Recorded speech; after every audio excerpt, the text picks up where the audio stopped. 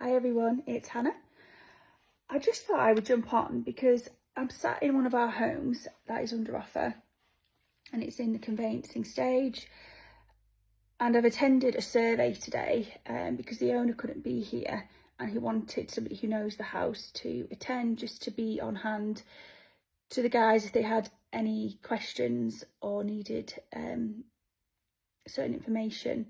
So I said I'd come and just work from here, and it's been really interesting to listen and to hear the kind of things that they look for. And yeah, it just gave me an idea really to prepare maybe a document for our clients that are about to go through this really. And I'll create kind of a top tip task sheet on what to do, because we advise our clients on how to sell and prepare for a sale and everything kind of pre-sale. We don't really talk about anything post-sale because it's with solicitors then. But this is actually such an important part of the journey for our clients, because this could be a deal breaker. If something comes up in a survey, it could make a buyer feel uneasy and, you know, pull out of the sale. So yeah, it's been really interesting actually, and I've just been walking around with the gentleman who came today and asking them questions, and yeah, it's been an eye-opener. So one of the main things they said is make sure that your client or buyer knows what level survey they possibly could need. Now if they're getting a mortgage, then the mortgage lender will probably advise them on what they need in terms of a level of survey. Some may just need evaluation and like a home buyer's report, and then some may want a more structural building survey or a condition report. So there are different levels, and again I'll find out more information on those and what falls under each one. So the one I was at today was a level 2 survey, and there was two gentlemen. One came to focus on the outside and the gentleman was inside with me.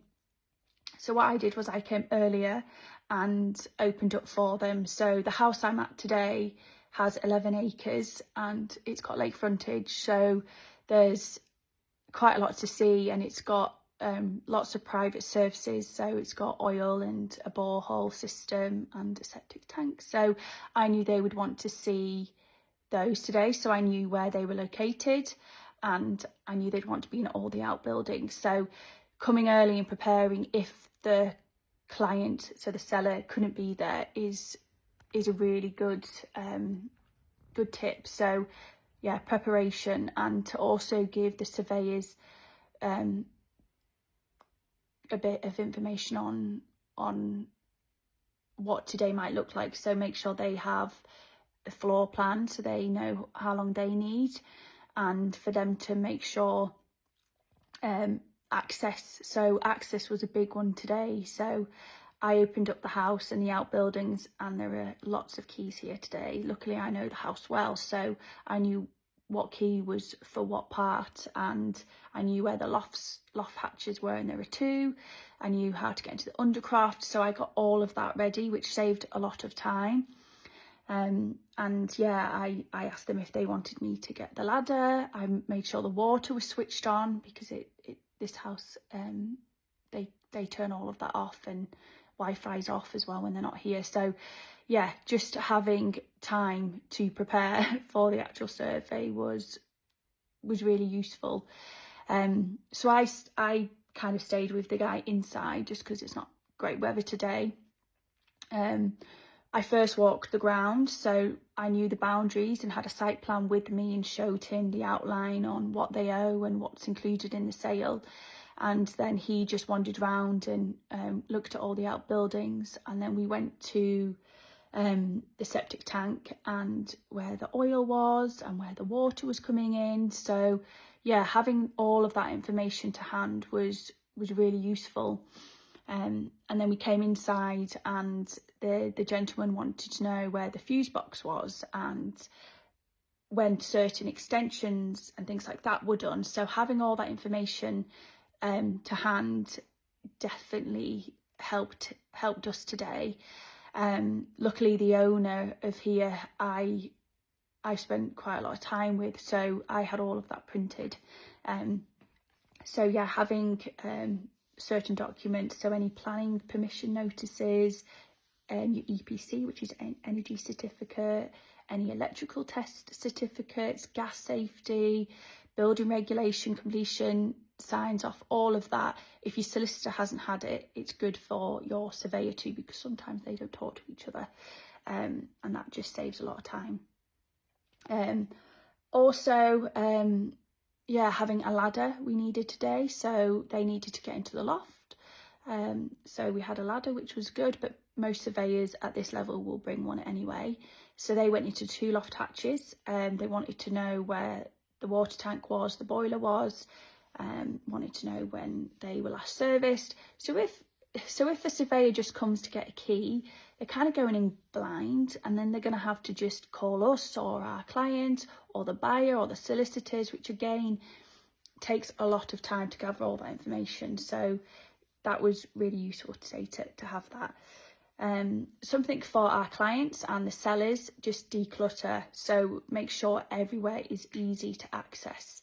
Any little slight defects, fix those in preparation. So if you've got